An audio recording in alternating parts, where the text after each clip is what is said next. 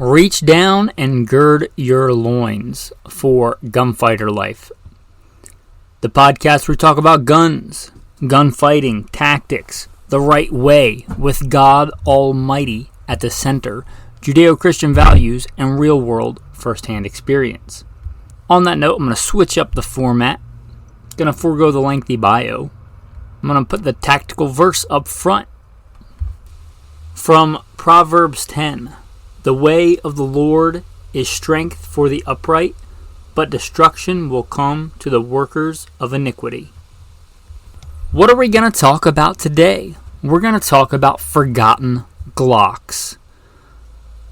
Glock makes all kinds of models, and we probably know many of them.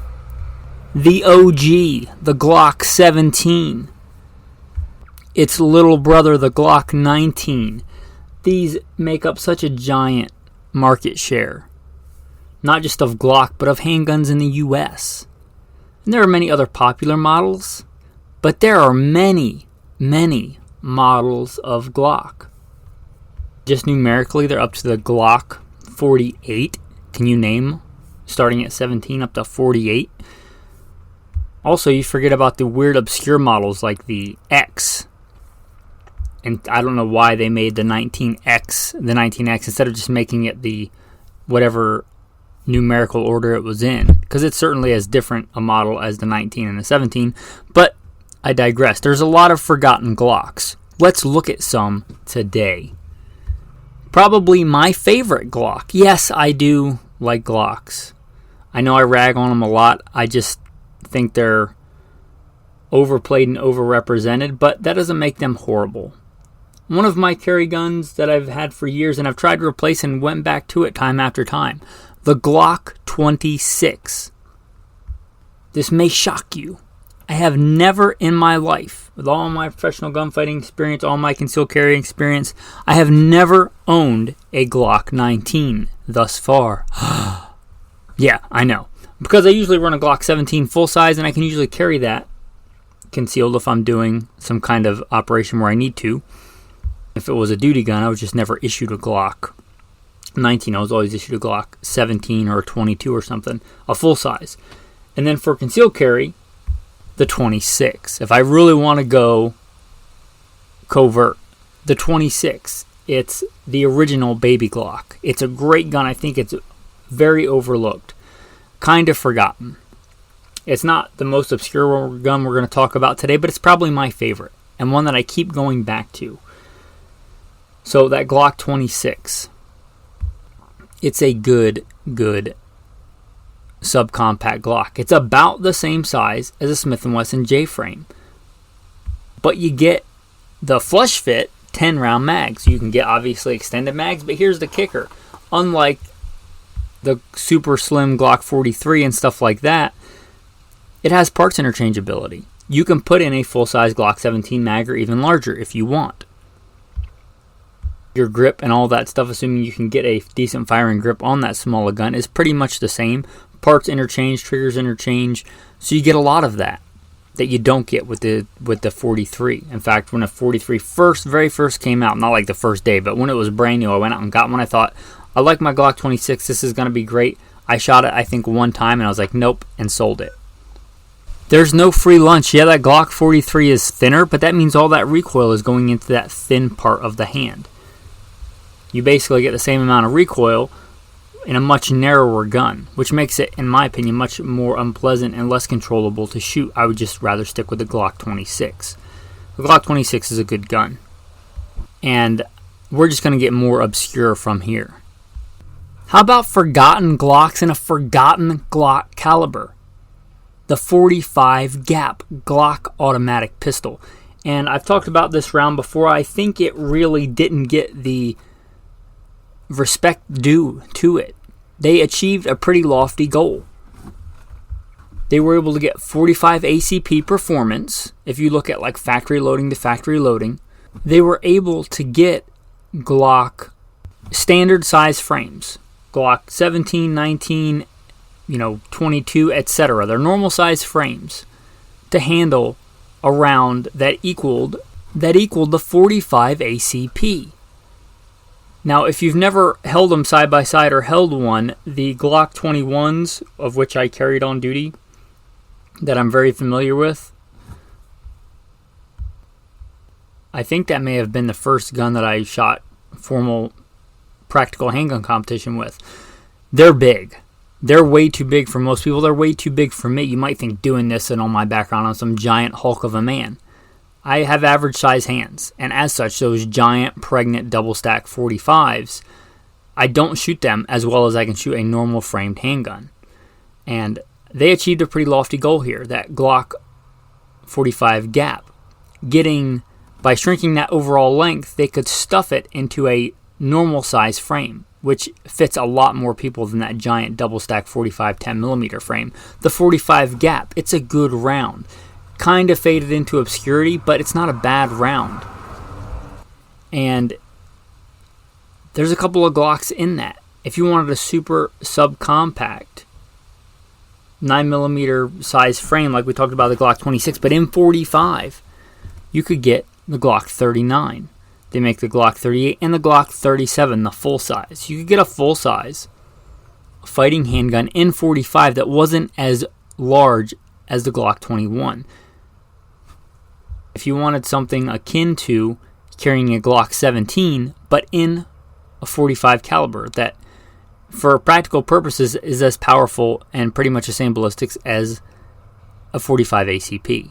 That's pretty cool, and that's the Glock 37, kind of a forgotten Glock.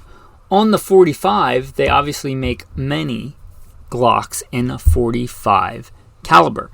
I think the one that's forgotten is the Glock 36. This was my carry gun for a time, and this is actually Glock's first slim gun. Way before there was the Glock 42 or the Glock 43, there was the Glock 36, as the numerical designation would indicate. 36 is long before 42 and 43. This is a single stack 45 ACP that gets you close to 1911 capacity in a very, very small package. Kind of astounding how they do that. It's a good little slim carry gun if you are not afraid of recoil. It does recoil quite a bit when you put that 45 ACP, and this is a 45 ACP, not gap. This is regular old 1911 45 automatic Colt pistol. You put that in a super subcompact gun, she's got some recoil.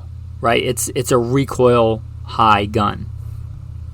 And a lot of people look at it and say, why would I get that when I could just get a double stack 45? And the reason is because, again, those double stack 45 frames are huge. I think they're too big for most people to shoot as effectively as they could shoot a smaller frame. Just being honest. Unless you have giant hands, like you can just go to a table and palm a basketball size hands. In which case a really large frame might benefit you. For most people, I think they're just too big to shoot as effectively as they can shoot a small frame.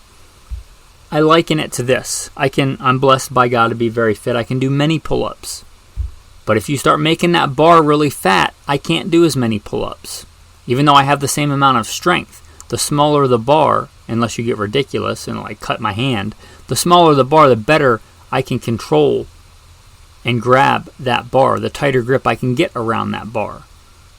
It's the same with the grip on a handgun. And again, unless you have such giant hands that you have a hard time grabbing normal size handguns, I think for most people that normal size frame is better. And that Glock 36 has a slim frame. Not nearly as slim as a 42 or a 43. I think it's a good all-around size. Doesn't have the same grip angle, but it's a similar size grip, I believe, to like a 1911, which is kind of a well-known all-around grip size that fits most people. That Glock 36, if you're looking for a compact 45 ACP carry gun, that's a good one. How about another fairly obscure caliber and some forgotten Glocks? Anybody out there know off the top of their head what the Glock 33 is? Well, imagine that Glock 26 I talked about, the original baby Glock 9mm. Imagine that small, around the same size as a Smith & Wesson J-frame, with 357 kind of power, but with way more capacity and the ability to do speed reloads with a magazine. Well, that's the Glock 33 because it's in 357 SIG, a round that I really like. I have a 357 SIG, although I often carry that gun in 9mm with a conversion barrel just because I can practice more. But 357 SIG is an absolutely good round.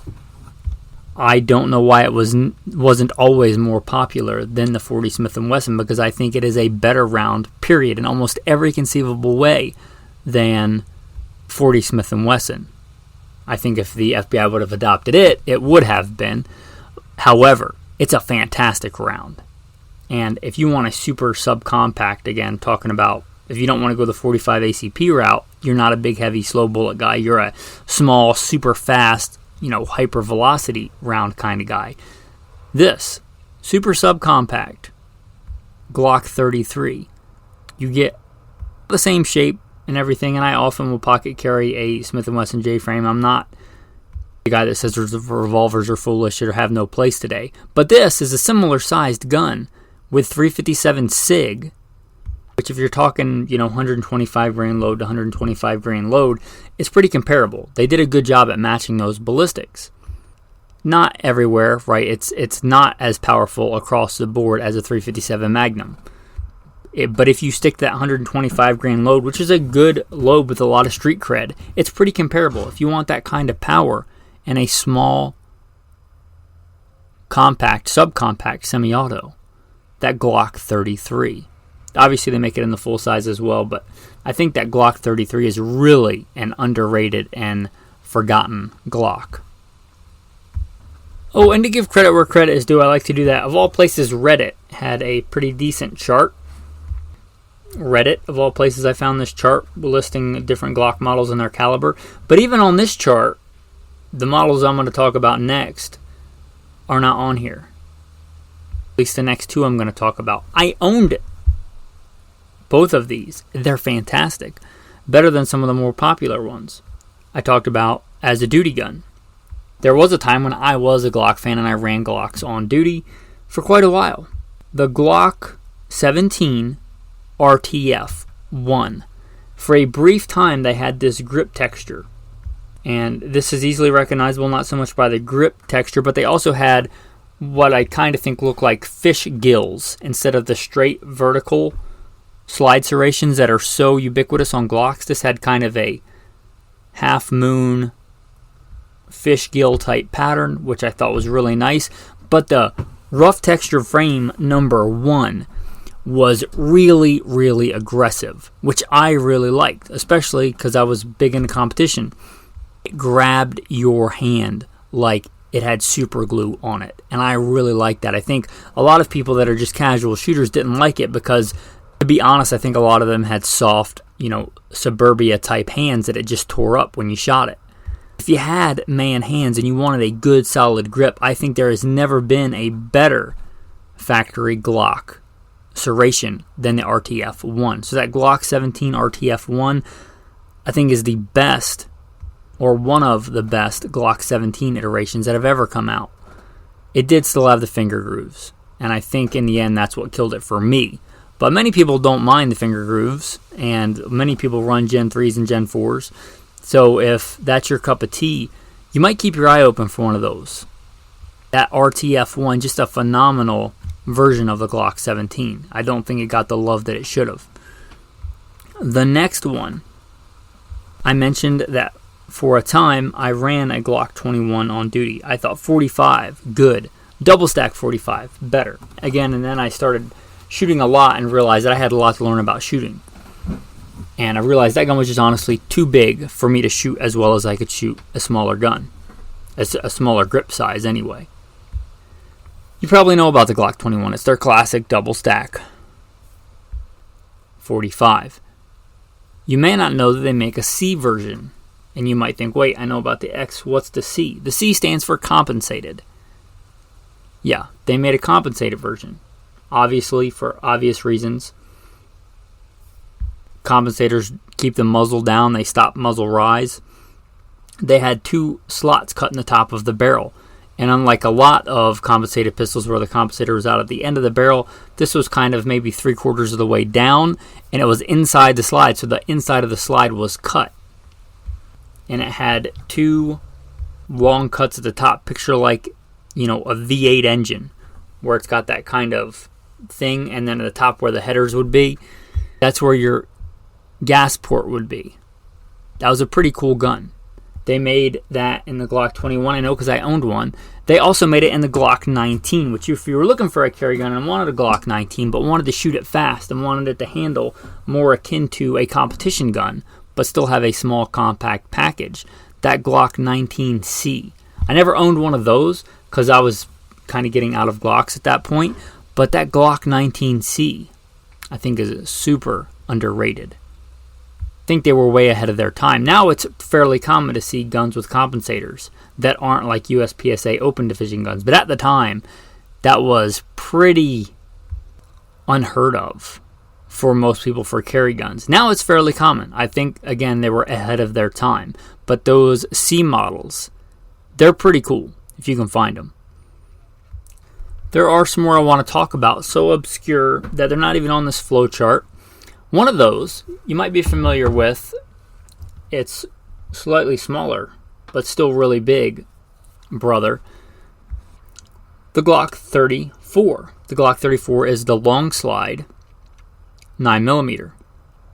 For competition, I've seen it used for duty use for more specialized units and things like that. Often comes with a better trigger, or at least the older generations used to. I think that may have been the original one where the race connector that you might be familiar with became a thing.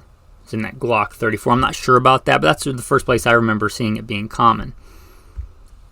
There is another, and I think it's older, because I had an old magazine, I forget if it was SWAT or something like it, a really old mid-80s magazine, where it talked about this gun, the Glock 17L. The Glock 17L is, to my knowledge, after they went to the 17, the first departure from just a new number model, making like an L, as now they do the X. It's even longer.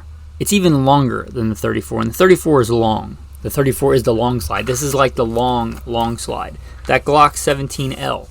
And again, this is a really early one, so you could find it in earlier versions, like a Gen 2, which is pretty cool. But that Glock 17L is even longer. That's a pretty cool gun. The next one we're going to talk about is so obscure, I actually had a hard time confirming its existence, but I do believe after a bit of research it actually does exist. We talked about the 357 SIG Glocks. Well, they're full size, the Glock 31, pretty obscure anyway. We talked about the C models. But yes, I do believe this unicorn actually exists. Those two actually made it up, amalgamated together into the Glock 31C. And this really seems cool to me because if you've ever shot a 357 SIG as compared to its 9mm counterparts, there's no free lunch. For every action, there's an equal and opposite reaction. You, as Tim the Toolman Taylor, the fictitious character, would put it, more power. You put more power into that same size gun, you get more recoil. Especially with a 357 SIG, it tends to be a very snappy round.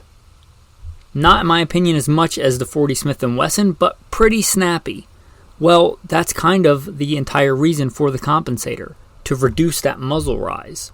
The Glock 31C. I've never even seen one of these in person to the best of my knowledge, but from how I understand physics, that might be a pretty controllable powerhouse. And a really cool option if you could find one. A compensated, full-size 357 SIG Glock. Really, really cool. And from what I see, I think they do actually exist. And if that C makes sense, it makes a lot of sense here. Now there's a big debate on, I shouldn't say big debate, most people probably don't debate this stuff, but in the gun nerd community, of which I consider myself a full-fledged member, there's kind of a big debate on whether you want a compensator on your carry gun. Some people think genius, some people think idiotic. Like many things in the gun world, there are pros and cons. Pros, you get less muzzle rise, that's the point. So you can, in many situations, get repeated hits on target faster. It's a kind of important thing in a carry gun. The cons will say you get more flash because you're basically chopping that barrel off, not really, but you're essentially, as far as the unburnt gases, you're cutting it back to where the compensator starts, and a lot of that gas is being directed upward. I have never had that be a problem personally, but it is a potential problem. And so there's some pros and cons there, but if it makes sense anywhere in that 357 SIG, because those things do have some muzzle rise, some flip, they're quite aggressive in recoil compared to their 9mm counterparts. Anyway, if you want to contribute to this show, consider becoming a patron. Really, consider becoming a patron. If you like gun content that is clean without a bunch of blasphemy, if you like an honest opinion that's not bought and paid for by some gun sponsor, that's not just a commercial for a specific gun or trying to tell you to buy the next cool widget that just came out that you need, if you appreciate that, and to be honest, if you want to help support me, consider becoming a patron. Talk about supporting American business, small business, veteran-owned business. Check, check, check. You want to support that? Put your money where your mouth is. Consider becoming a patron. Patrons also get some pretty cool insider content. My plan is to congruently, when this comes out for the general podcasting public, I'm going to have an additional episode coming out the same day on forgotten SIGs. Kind of as a tactical tip, kind of as a teaser for that episode. What I think is perhaps one of the coolest, best carry guns in that small compact size ever. It's kind of a forgotten gun, I think, by SIG. The SIG P239. It's a single stack. It's slim. It's got a lightweight aluminum frame. It's metal on metal. It's classy. It's effective. It's got that similar legendary operating system of the 229, the 226, of which that's my carry gun today in many days. My go-to is SIG 226. Getting a small, compact package. They even made it at one time in 357 SIG. You talk about that caliber performance, that 357 caliber performance in a slim, metal on metal, elegant but rugged hammer-fired gun. I think perhaps one of the best and most underrated carry guns, period, let alone not just SIG, but period. That's just one of the guns I'm going to talk about on the Forgotten SIGs episode. You want that episode? $1. $1. I just recently added a $1 tier on Patreon. There should be a Patreon link in the show notes. Consider going over there. You get a lot of other content too, but $1 to listen to that episode and many other things. $1. Click the link on there. Consider becoming a patron. With that, thanks for listening. Have a blessed day.